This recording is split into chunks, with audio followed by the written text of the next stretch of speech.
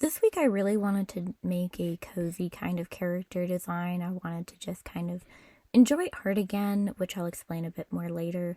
Then I also wanted to do some Jinx fan art from memory, see how familiar I am with the character design.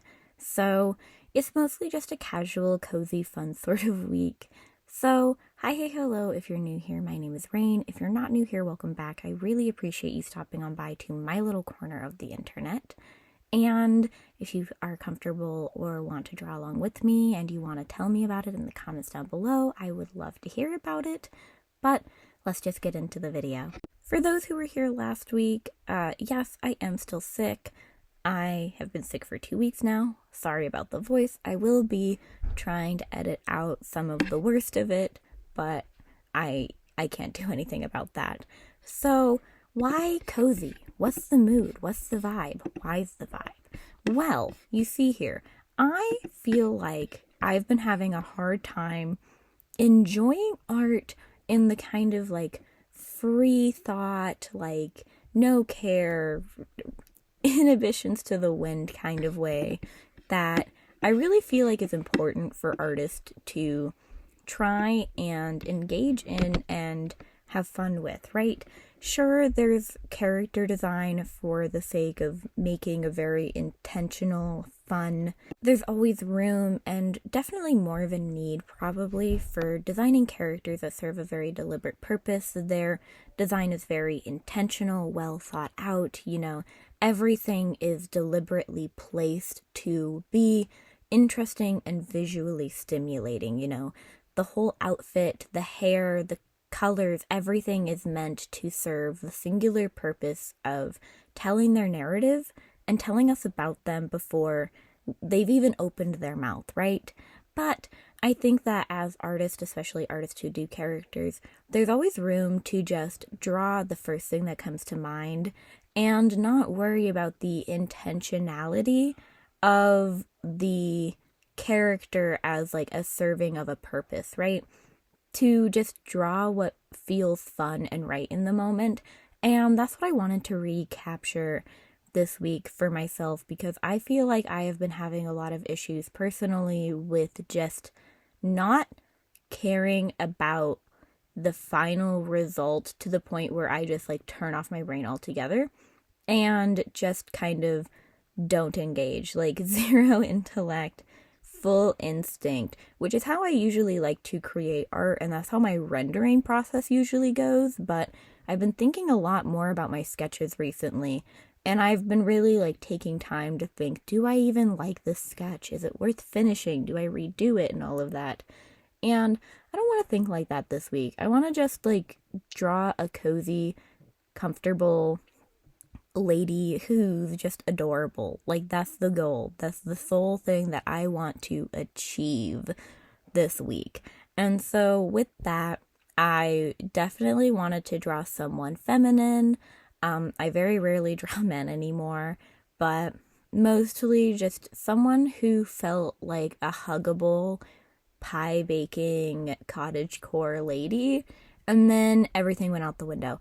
But we're not there yet. So the initial vibe that I wanted to capture is, I don't know what corner of the internet and like genre of film it is, but those scenes in like old animated films. I don't watch a lot of films anymore, but they like set their pie to cool in the windowsill, which, as somebody who lives in the woods, I don't know anybody who would think and is foolish enough to just set their pie to cool in a window. Like, the amount of animals in the woods that would just get in your pie is absurd. Like, the logic behind that as like a narrative storytelling thing or just like an action is obviously just to attract animals. Like, your goal is to have a bug infestation. That's it. That's the goal, right? But like, I wanted someone who gave that vibe, like cooks apple cobblers and sets them to cool in her cottagecore window, and like sings to the bird and has an herb garden like directly outside her front door. I wanted that energy, something cozy and warm and fun And I definitely think that there is room for this character to evolve and develop a little bit more.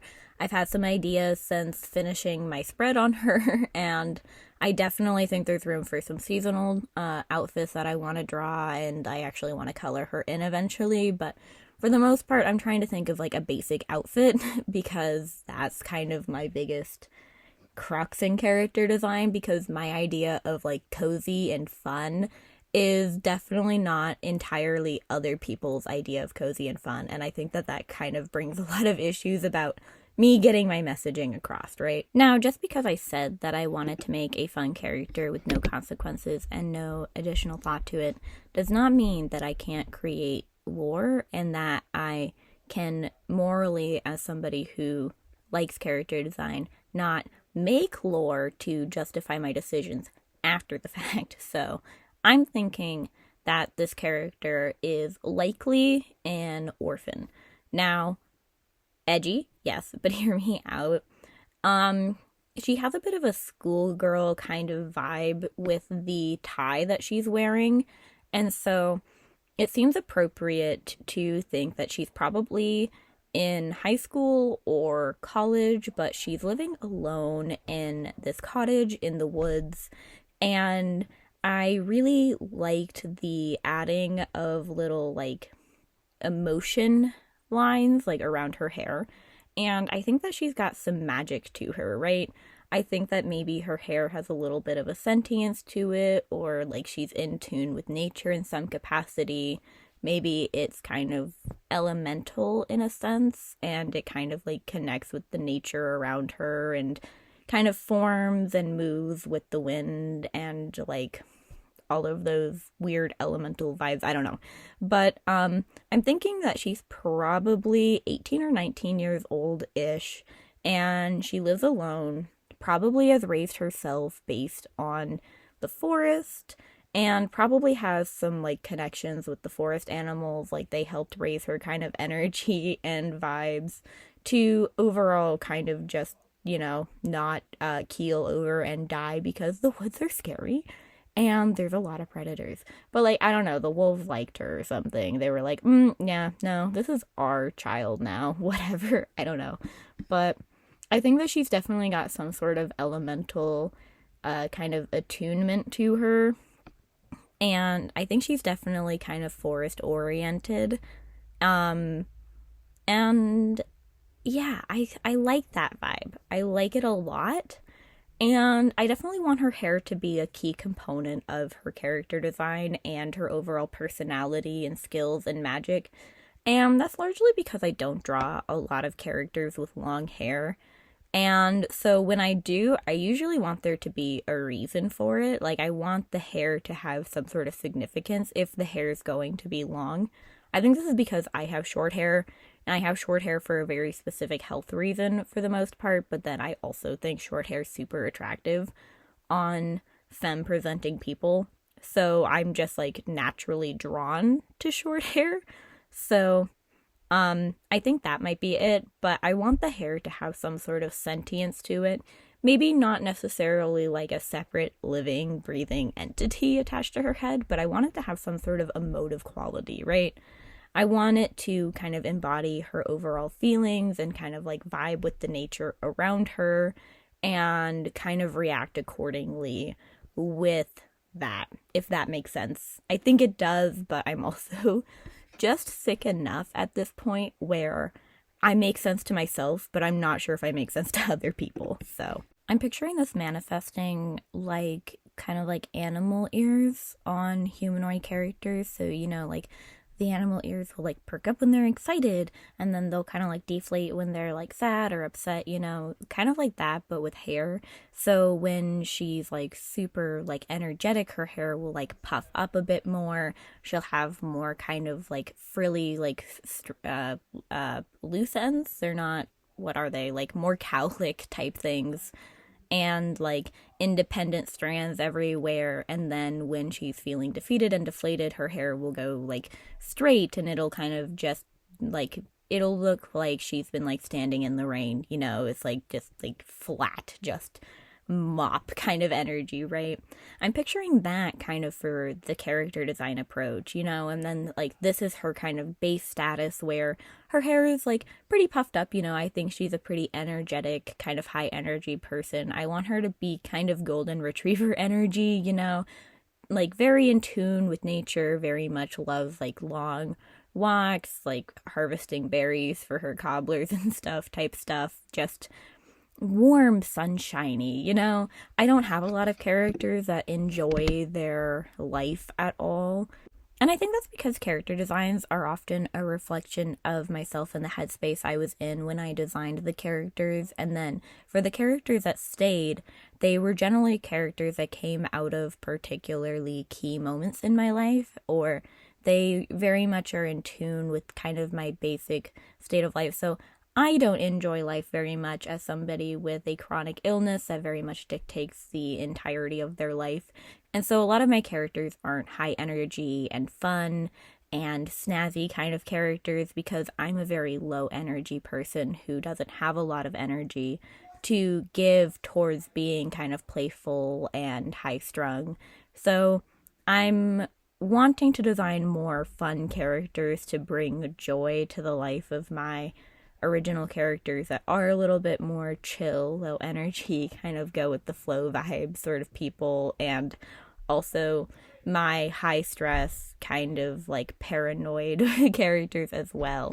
I mentioned it the other day, but sometimes being in a like high education kind of field, working in education, getting multiple degrees, you kind of like become like too aware of the world and you start thinking too much. In my opinion, I think way more than I want to think.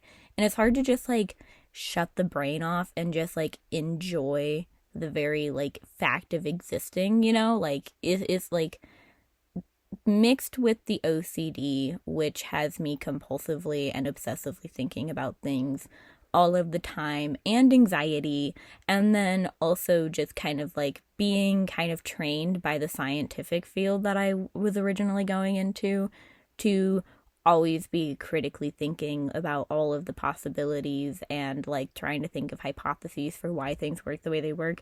It's hard to just like go lay in a grassy field and just like shut down, right? And I want more characters like that to balance out the overall kind of vibe and dynamic of my original characters. I want there to be fun, just playful energy, no stress characters that still have their struggles and still have their kind of issues that they need to go through, but they don't let that take away from their lust for life, which is something that I think that I've always really struggled with as an individual. Vivian, my kind of scientist OC, was a character I designed in exploration of my own mortality. He became immortal while trying to discover a cure for his wife's chronic illness.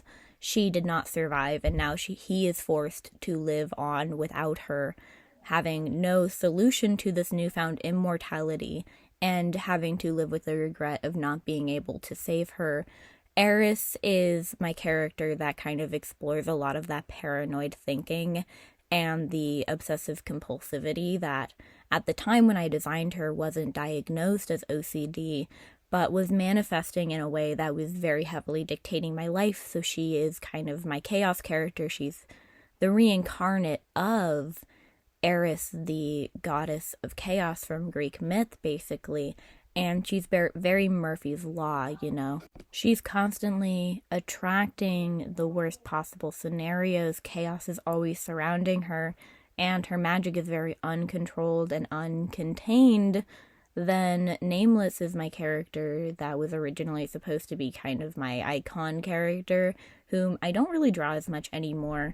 But they were a character that was originally my kind of my first character design ever, really.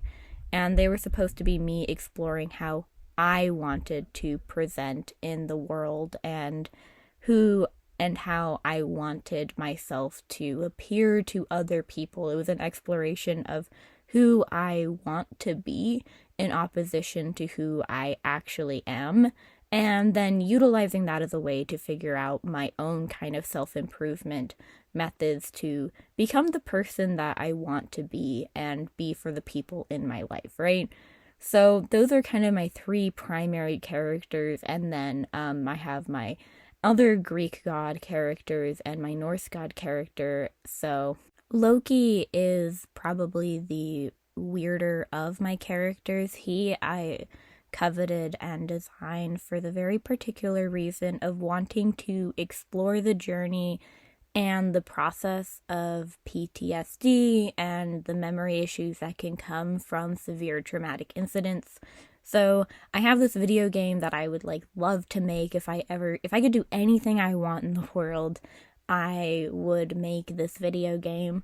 But it's basically taking Loki post Ragnarok, trying to rediscover his memories that they lost in the actual final battle of Ragnarok, and trying to figure out exactly what happened to them and what decisions they made that led to their loved ones and most of the people they cared about being lost in the Battle of Ragnarok. And is supposed to be an exploration of grief, self-discovery, and actually dealing with the trauma that one led to Ragnarok, but then the trauma that comes from the consequences of the ultimate terrible and regretful decision that they made that resulted in their loved ones passing, and them trying to kind of recover mentally and rebuild those memories and cherish what they can of the people that they loved and lost. Ultimately, all of these characters have really difficult lives and difficult traumas that they are trying to recover from.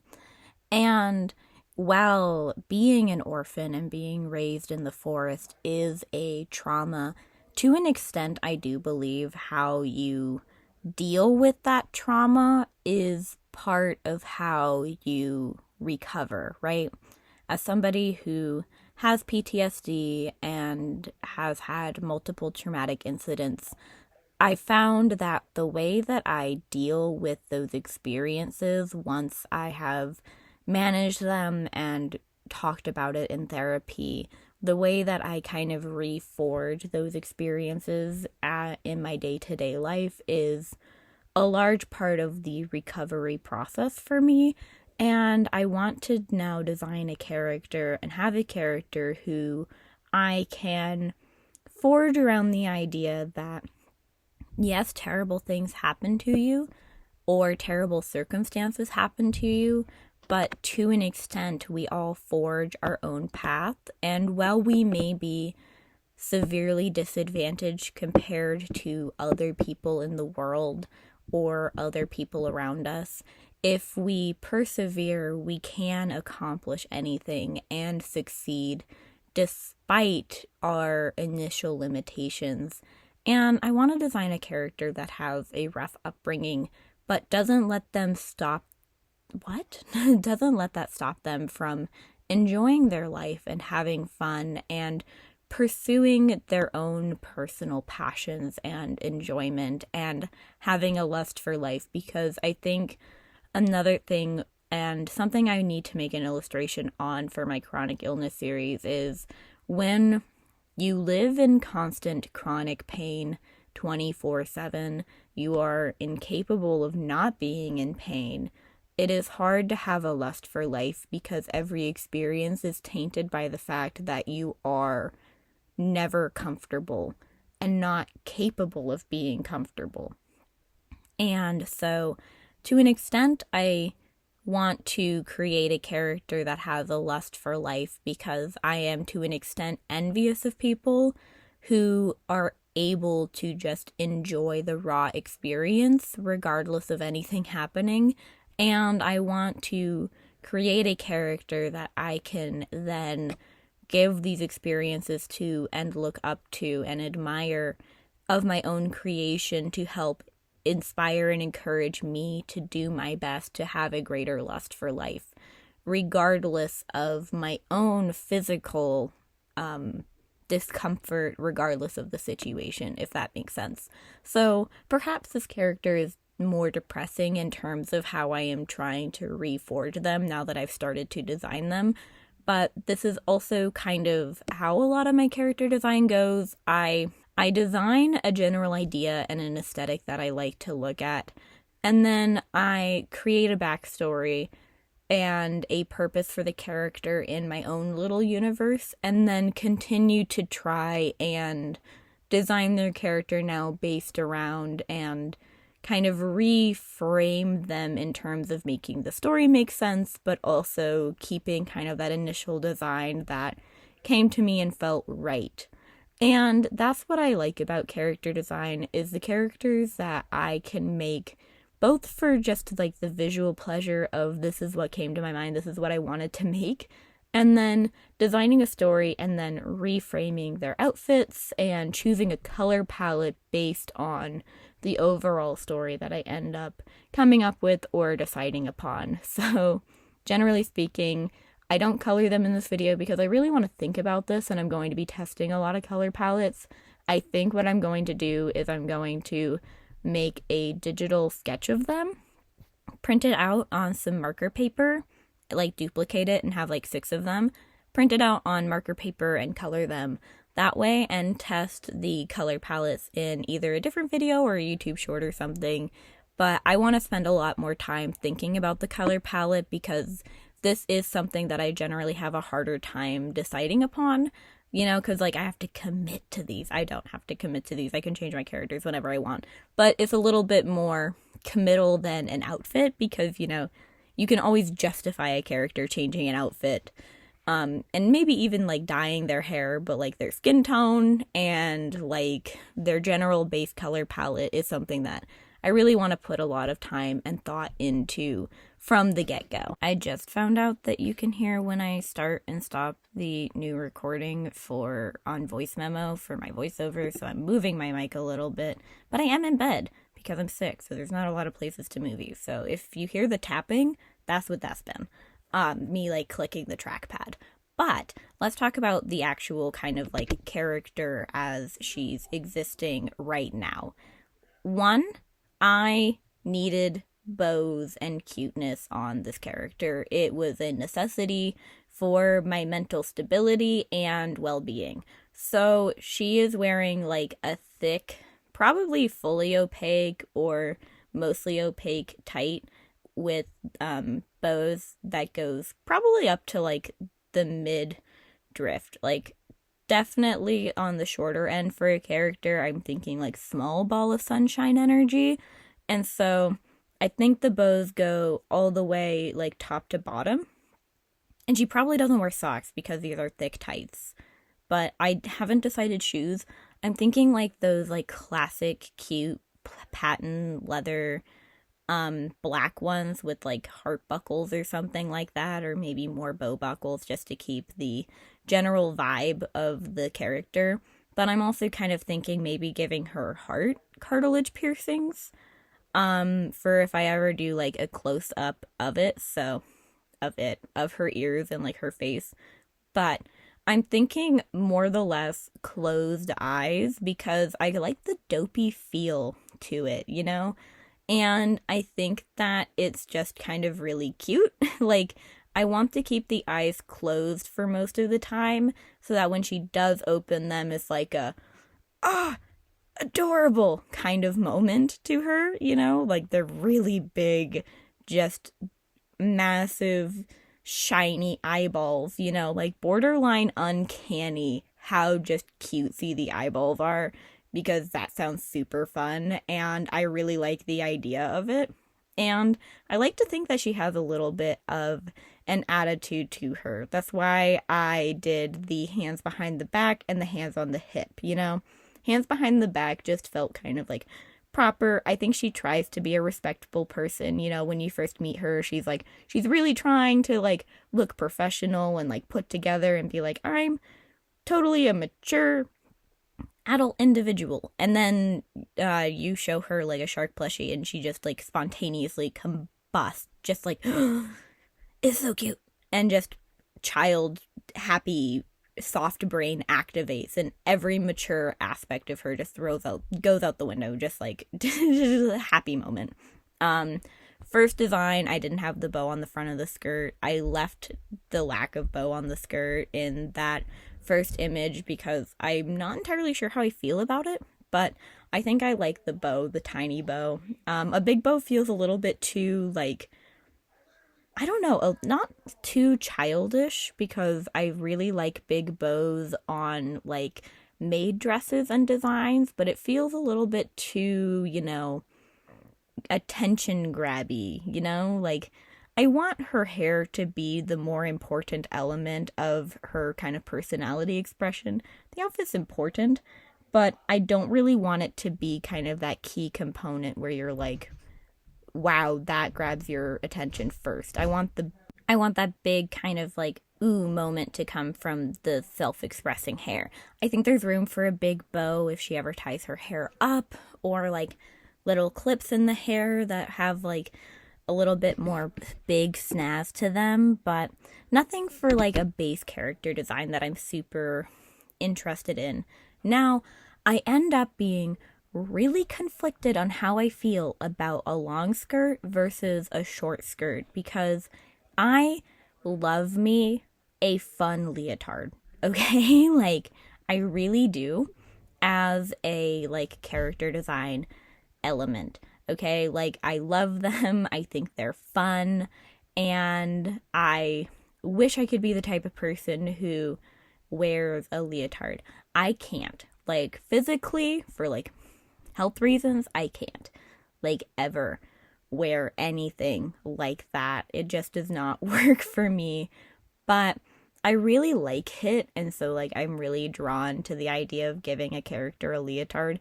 And so I'm torn. Do I have the long skirt that's like cute and puffy and fluffy and just like adorable all around? Or do I do a mini skirt with a cute leotard and have that energy, like a mini skirt over a leotard? I don't know. I'm so torn. Like, I don't know what to do about this decision. Like, I'm conflicted. I'm not sure what the correct answer is. It's consuming me, okay? I can't stop thinking about it. I finished the spread like 2 days ago, and I'm still just thinking, which one do I want to go with? But I'm not entirely done sketching out that, so we'll just let that sit, let that marinate while I do more sketches, and we'll talk about some other aspects of the character design. I wanted to do a round face. I draw a lot of super angular faces that are just kind of, sharp, right? And I don't have a lot of soft-faced characters or round-faced characters. It doesn't really suit my style a lot of the time. So this is also a challenge of don't have same face syndrome. So a nice round face, chubbier cheeks is the goal. So I have a very round head.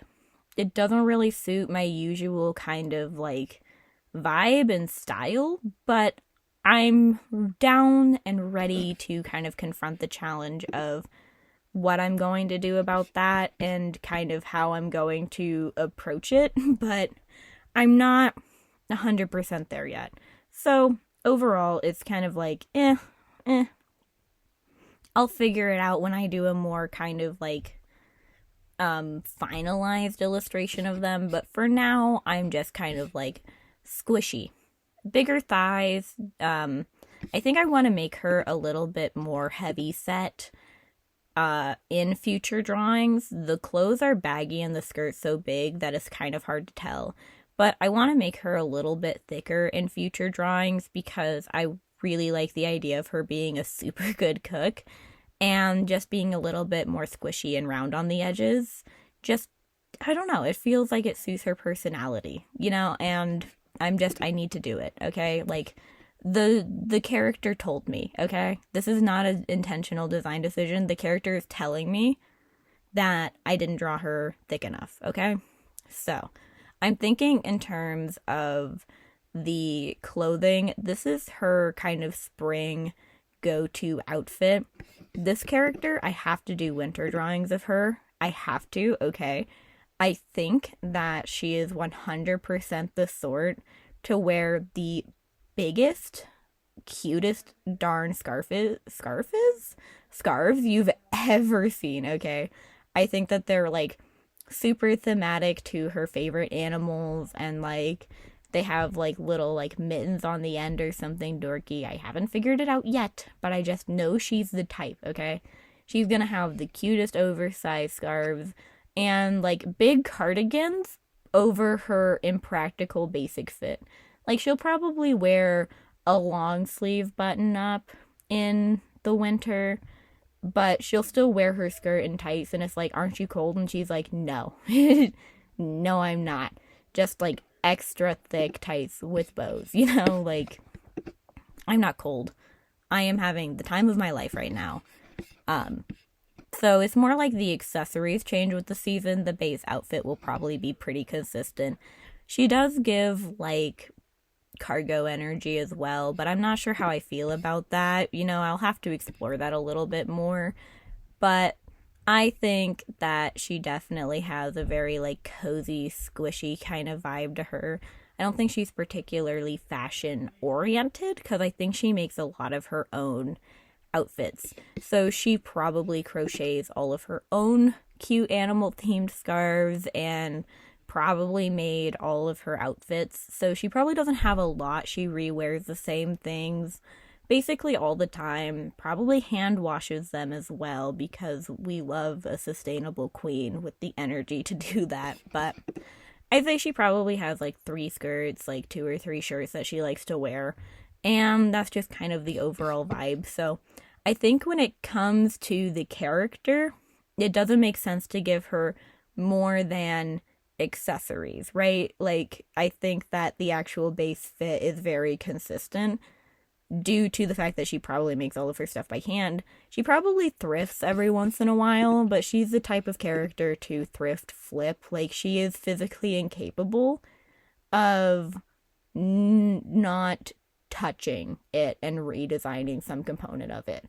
Even if it's something simple, like she embroiders a cute little panda on the shirt she bought. Like it suits her. I don't know how else to describe it. It makes sense for her that she just has to do something to it.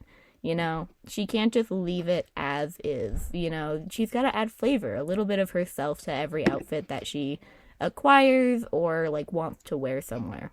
I don't know. I overall just really wanted to make a cozy character and revisit some of the like fun aspects of drawing again.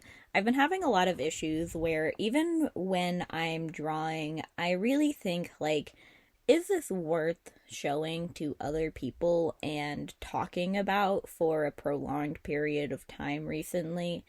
And I think to an extent that takes away some of the joy. Now, I mention this probably every 3 or 4 months on my channel that a big part of my channel is showing all of the aspects of the art process and being an artist, which is the good, the bad, the ugly phases, the drawings that don't work, the bad weeks, the good weeks.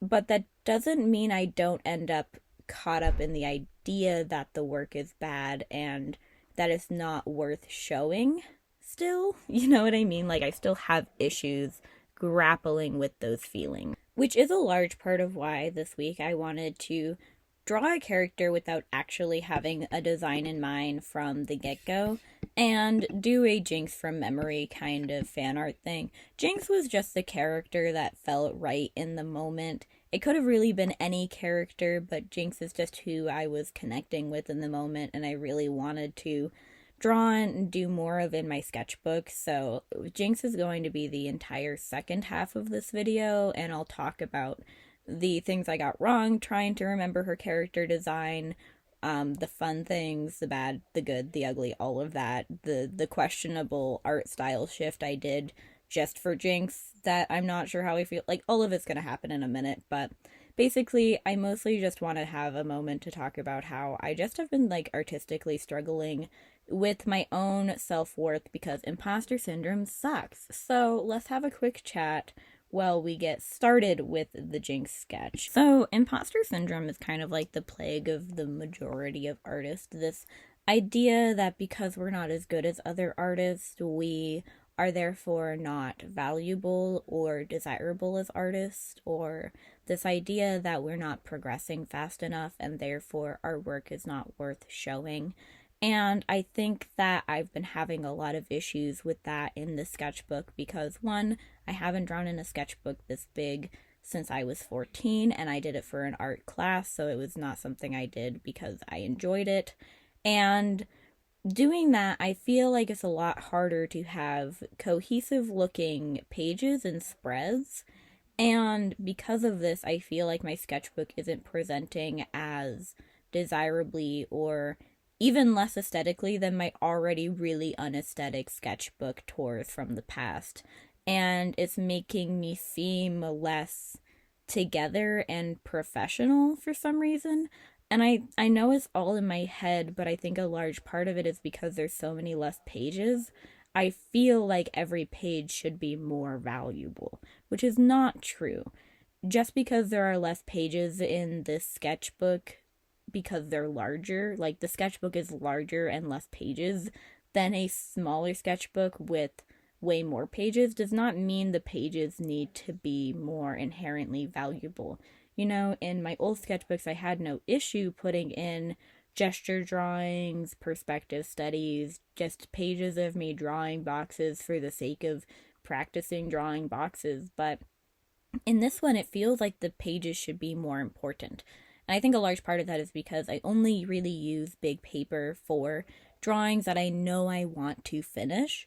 And so I feel like I'm wasting big paper. And I know this is all purely psychological, and it's something that I'm going back and forth with every single kind of time that I'm in my sketchbook. I'm like, I'm not finishing anything worth showing for all of this paper. And that's not what a sketchbook is for, and in my opinion, defeats the purpose of a sketchbook. Now, you can make an argument for a sketchbook versus an art book. Now, those are two different things. A sketchbook is a sketchbook. You're supposed to sketch in it. It is supposed to be where you develop creative ideas, enhance yourself. I have an entire video on why artists need a sketchbook, and that's what this is for me. This is not an art book. But psychologically, I keep telling myself that this is an art book because it's bigger and therefore more important, which is not true. An art book is, have you ever seen on the internet, you're likely somebody who has scrolled through the internet if you're watching my video. If you haven't, I will explain momentarily. But there are videos of people who are flipping through sketchbooks, like physically a sketchbook, right? A collection of paper, bound paper, and every piece is a finished piece. Those are art books. If every piece in a bound book is a finished illustration, that is an art book. And that's because the people who are drawing in those likely have a sketchbook where they have very, very intentionally planned out their composition and decided everything that they wanted to do, done their thumbnails, so that they could have all of their pages look cohesive and nice. The purpose of an art book is to be a collection of the art you would want to show people as an example of your art, who you are as an artist. You know, your artistic identity in terms of final pieces and refined illustrations. Now, a sketchbook is the place where all of those messy thoughts, the creative exploration, will start to occur and kind of formulate. And I don't do art books. I'm not somebody who can commit to an art book. It would take me 30 years to fill an entire sketchbook of a bound book of paper front to back with finished illustrations, and I would probably go through so many art style developments, it would look like a style study book from hell. You know, those, guess what anime style I am drawing this character in type thing, but as a full book, because I would change my style so many times before it finished, right? I'm just not an art book sort of person. I don't personally think it suits me in my creative process. I like my illustrations to be loose leaf as well, when possible.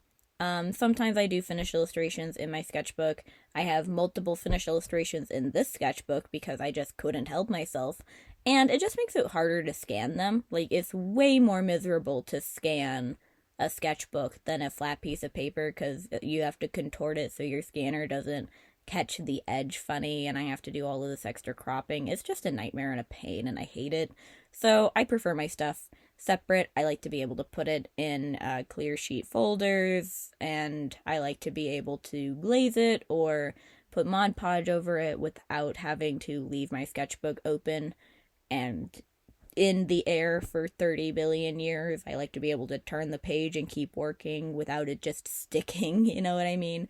So that's just kind of a personal preference thing, but because I've been running into a lot more art books, and because I have these preconceived self-built-in notions about big paper and big sketchbooks, I find myself looking at my sketchbook spreads and thinking, this is not worth showing to anybody, which goes against my very philosophy of being an artist on the internet and kind of what my purpose as an individual is, which is to break down the barriers between the idea of what real artists do with their time and how their art actually looks over the course of a sketchbook and over the course of time, you know, the good, the bad, and the ugly, right?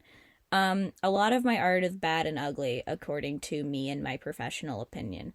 Now, you might think that my quote-unquote ugly sketches are great because I have a skill set built up where even my ugly sketches look maybe a little bit more refined than a beginner's sketch. And that's super cool. They're bad for me, but they might be good for someone else based on skill set. And there's also that additional step in one of the narratives that I really want to condone and spread, that there is no true good and bad art in the actual grand scheme of things. You might have art that is bad for you according to what you think your skill set is, but reframing that narrative of it's a bad art week, I'm having a hard time with art this week, and the art itself not being bad is something that we should work on trying to reframe our language around. And I struggle with it all the time. It's hard to reframe the way you're taught to think about the value of art. It's hard to reteach yourself to think, this isn't bad art, I just wasn't feeling right this week, or the sketches weren't turning out how I wanted, or I just wasn't doing what I wanted to do, right? Like, it's hard to reframe your thinking that way. But it's something that I think we need to do, because the more we say art is bad, or that's bad art, or this is a horrible sketch, the more we put down unintentionally artists who aren't at our skill set yet. It's a really hard process to go through and to check your language all of the time, but it's really important to me to continue holding myself accountable in reframing these thoughts, because I think that it's not appropriate to intentionally utilize language that I know can make other artists feel bad about where their skill set is. I don't think that their art is bad because they're still learning and they're working on their skill set. I'm still learning, and I think my art is awful in comparison to other artists I love. And I look at the sketches that they think are horrible, and I'm like, I wish I could draw that effortlessly, right? I know how it feels to be confronted with an artist you love saying a sketch is bad and you think it's great. And it's all about our own perspective, and kind of trying to retrain that form of thought is really important to me. And it's important, again, therefore, for me to continue just showing the art that I make on the internet, regardless of how I feel about it, because the more that I show art that I don't think is necessarily good by my standards and what my expectations are for myself, the more I can break down this barrier and this ideology that my art has to always be good because I'm on the internet showing it to a group of people, and this is a presentation of the self, right? And maybe some people like my sketches that I don't think are good, and they like the way it comes across stylistically, they like the energy to it, they like the mistakes that occur because it feels human.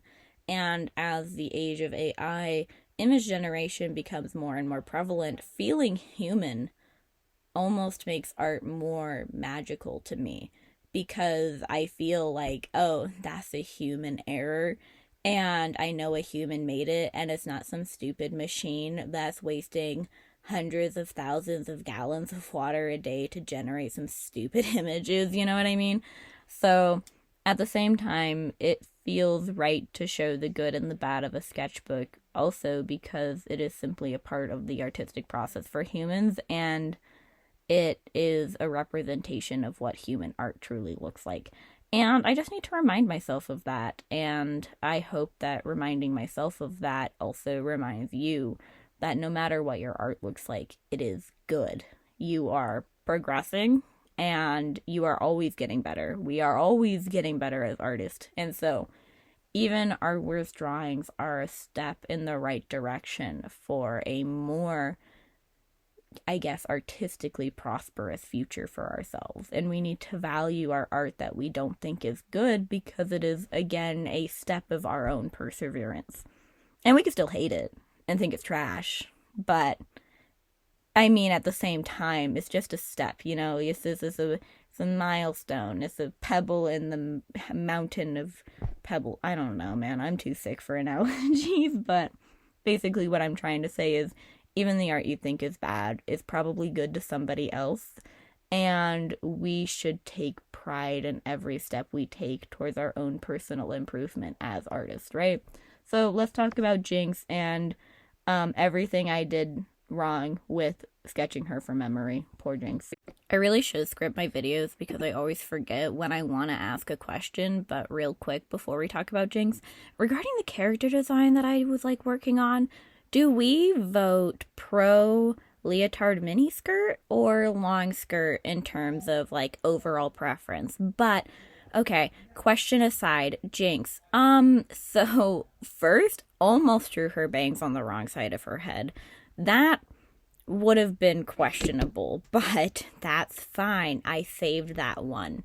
So first error is, I don't know why I thought her pants had the weird fold over thing on both sides. I checked. I'm pretty confident it doesn't exist on both sides, but I don't really even know what's happening there. I almost feel like her pants wanted to be overalls, but it didn't happen. Like it looks like the hem of the pant is folding over, and I'm not entirely sure if that's supposed to be a pouch or if it actually is like an overall. But it's only on one side in most of the references I found, so I really don't know what that is about, and I'm not entirely sure exactly how I wanted to capture it, but I kind of like the overall vibes, so I'm not mad about putting it on both sides. I think the sketch is still cute, regardless of that error. Second one is I knew she had a strap that was in her kind of waist region that went down to her pant, but I did not recall what it was, so I just kind of put it there. Character design wise, what I did with it was just bad, like garbage, like it's just there. I could have like made it more practical in my sketch, but I was just like winging it, and I just like put a buckle and was like, okay, hopefully that works, but it didn't really. Then thirdly, my next error was I don't know why I did it, but I did make some of the metal bands in her hair curve, like the metal itself is curving, which metal doesn't just curve with the flow of hair. I know deep down I did it because I just really liked the flow of the hair and I wanted it to be fun like that. Practicality wise, obviously it's completely impractical and shows a complete lack of foresight on my part. But we're gonna pretend it's ridged metal and it can bend, you know. It's got like tiny divots in it so it can flex with the hair or something, which would hurt so bad. Like I used to have really long hair when I was a kid, and oh gosh, ridged metal with hair, like that would catch so you're just ripping your hair out at that point. Like that is just self-torture. I think I got her shirt pretty solid. I don't know exactly how many straps she has on her neck. I don't really think it matters too much. The buckle around the waist region that's attached to the shirt is fine. The tattoos aren't in the right place, I'm confident. I'm pretty sure she only has tattoos on one arm, but I like the way it looked on the other arm. And honestly, if I were actually sketching Jinx from reference, I probably wouldn't actually follow her tattoo pattern particularly strongly anyway, just because it's just something to have fun with, in my opinion, and I wouldn't be too worried about it. Overall, I think it's kind of fine. One final issue is I didn't know what her gun looked like at all. Like, at all, at all. Like, I had zero idea what it looked like. So her hand is goofy, and the gun is goofy. I think what I was thinking it looked like, very weird, but I think what I thought it looked like was more so the little alien blaster guns from Toy Story for, like, the little green guys, you know? I think I was picturing that more than an arcane-themed thing. But, look, let's just pretend it didn't happen, okay? Like, the gun was kind of an afterthought to keep her hand preoccupied, and it shows. But overall, this was just, like, casual fun sketch. If I really cared about, like, doing Jinx correctly in the moment, I would have pulled up a reference. But this was supposed to be about having fun and not worrying about perfection as an artist. And so I, of course, am going to, like, draw Jinx correctly one of these days. But most of the time when I feel compelled to sketch her, I really do just want to do a style design play / test, you know? Like, every time I've sketched Jinx, I was in the moment just like, okay, I really, really want to kind of test out this kind of vibe or this feeling, or I want to try and sketch a different nose style or something like that, or I want to practice something. One thing about Jinx is she has a very, like, prominent chin, and I used to not draw chins at all. Like, if you look at my old art, I really just kind of cut off the chin. A lot of people just had a receding chin. It was just a stylistic choice. I know chins exist. I just didn't like drawing them. And I'm really trying to incorporate chins into my designs again, just because I feel like I should. And it'll help with the same face syndrome to give people chins. Like, some people can have no chin, and others should have chins. And so I feel like Jinx's chin is prominent to her character design. I don't know if that's a weird thing to say. And, like, if other people, like, look at her chin and are like, wow, that's a chin. But as somebody who, like, really just has an issue with drawing chins, like, stylistically, they very rarely do it. They make the lip and then, like, an under lip and then, like, no chin. Like I do. Like, the chin is just prominent. You're like, whoa, okay, that's really there, you know? So I really wanted to actually, like, care about her chin in the sketch, and I put it there as, like, a first mission kind of thing. Like, I'm drawing the darn chin, okay? And, you know, I've kind of been enjoying drawing chins recently. I know, it's kind of criminal, but I think I'm gonna draw characters with chins, guys, okay? I think it's gonna happen. But that's kind of an aside. So I really just kind of cared about the face, and the rest of her body was an afterthought. I think it shows in the sketching process and the fact that I really didn't know what her gun looked like, that I was like, mostly just wanted to draw her head, and then it kept going. And that's an issue for me with characters with long hair. Like, I just keep going because it feels weird to have their hair continue, but their body not continue. But if it's a character with long hair, it's like, it's even weirder to cut off their hair because it's such a prevalent component of their character design, and, like, it's relevant to their design. And I didn't want to draw short hair Jinx because I don't really know what side her undercut is on off the top of my head, and the point was to not care about the original. It was to have fun. So I knew I would have to check the undercut or die of shame eternally if I got it wrong, which is definitely a show of my priorities as an artist. Like, I really care about the face and the hair more than I do the clothing that a character is wearing. If I would rather mess up their entire outfit potentially than mess up which side of their head their undercut is on, like, I would rather completely ruin your fit than have your undercut be wrong. Like, that's definitely a show of priorities. But I really like Jinx's undercut and kind of that process in their character design. However, I definitely was too busy being depressed watching season 2 to actually take in her like new pant design and stuff as well. And so I just feel like I haven't seen enough of season 2 Jinx to actually kind of feel confident drawing her from memory. Like, I got her bust up-ish, like the pink streak. I got the face a bit more, but the undercut side and like waist down, like, I'm drawing a blank when I try and picture it. So I'd really have to study it a lot more. And I think that that's something that I'm going to just have to do a like sketchbook spread or two on. I want to draw more Victor, and I really want to learn to draw Silco.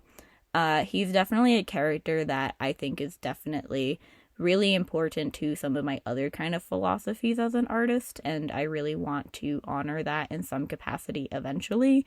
But I'm scared of doing him dirty, which is usually a bad thing for me. If I'm scared of doing someone dirty, that usually means I am going to do them extra dirty until I've drawn them a couple of times.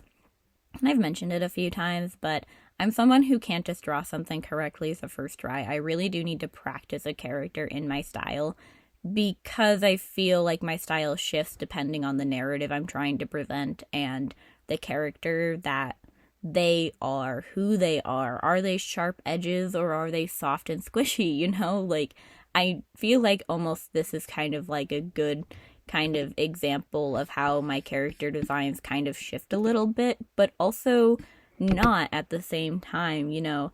I really draw a lot of harsh edges for sketches of myself and some of my other characters, and then for Jinx and the character I just started designing, I really like to draw a kind of softness to them in terms of their overall face shape.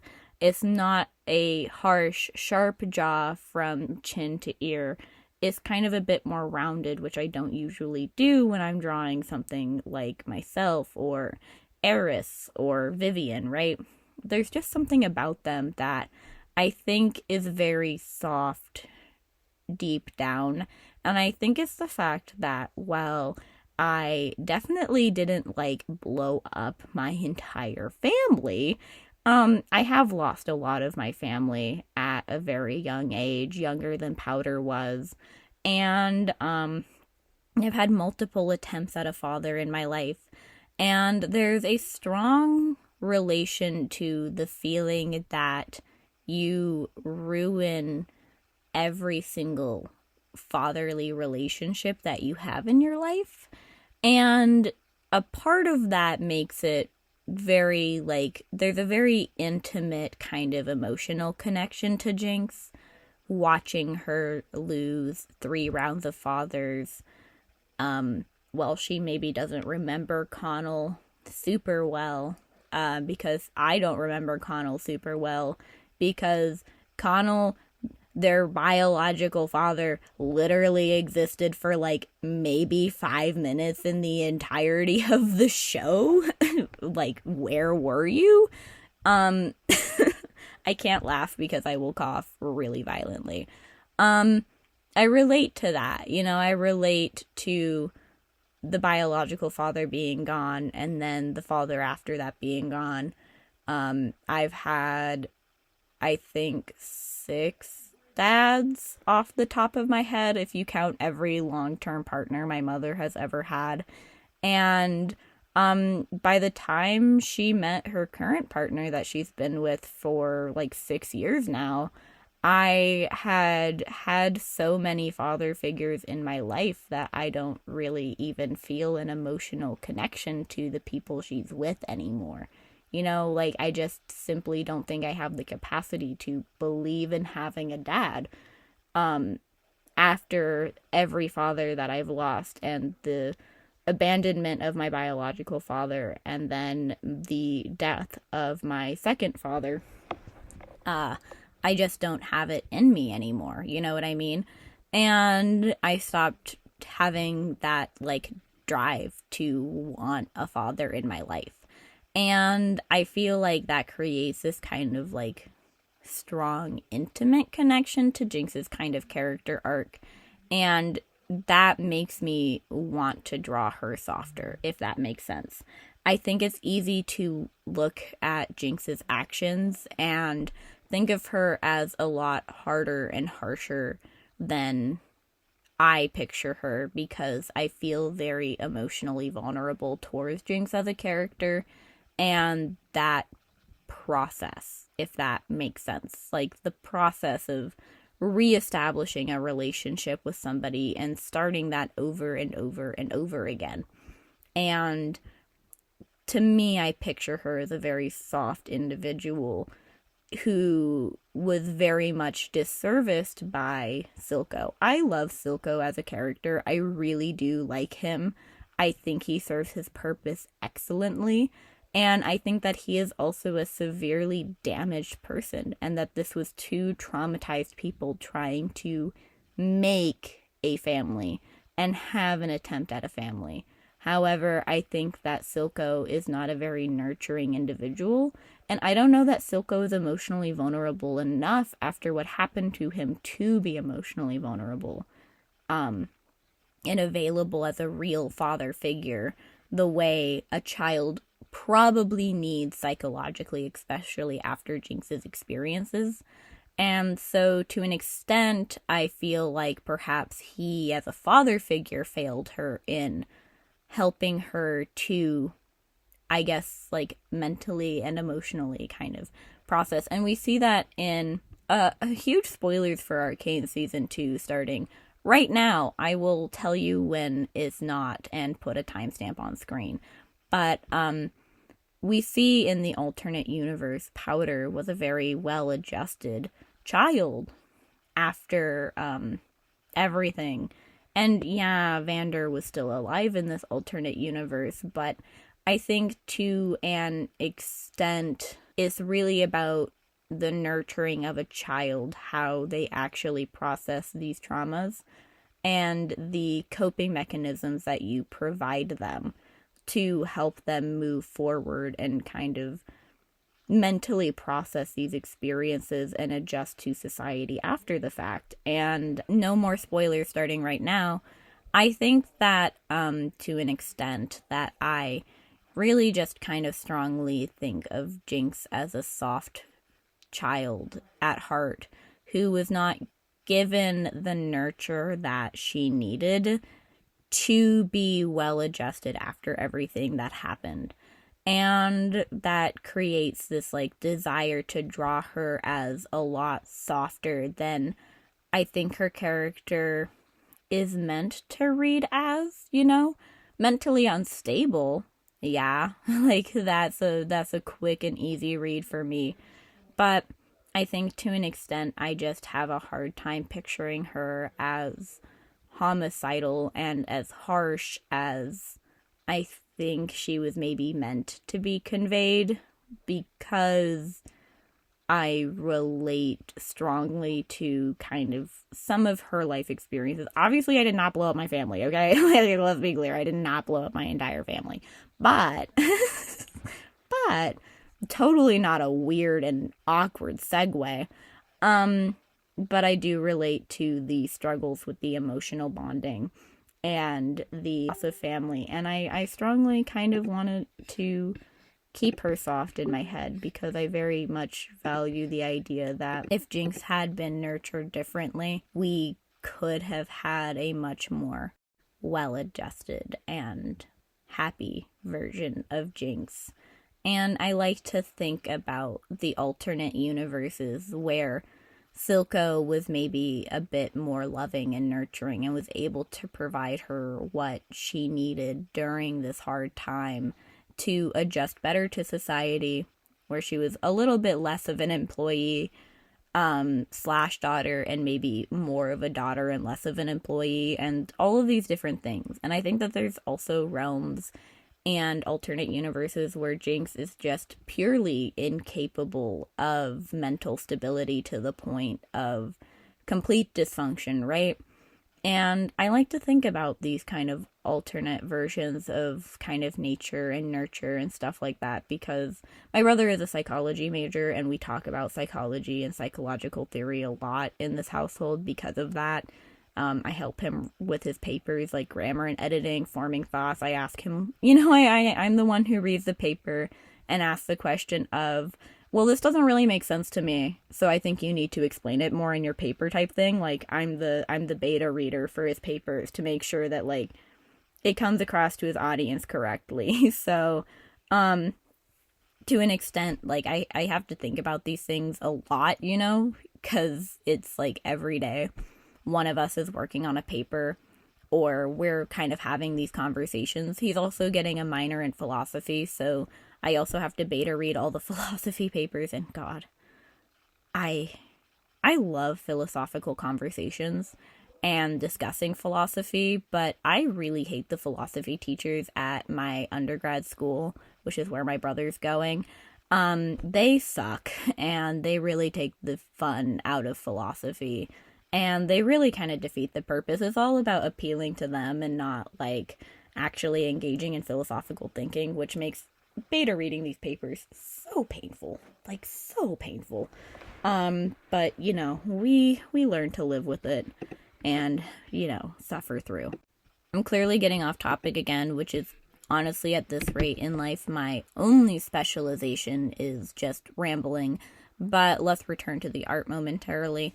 The sketch just kept going for me, which usually doesn't happen quite to this extent. I am not a colored pencil girly. I sketch in colored pencil, but I definitely don't feel the temptation to do layers in colored pencil like this. But I think because I didn't have a reference, it was almost part of the thinking process to try and figure out what the base colors of Jinx are outside of the blue, and trying to use that to see if it sparked any more inspiration for the character design.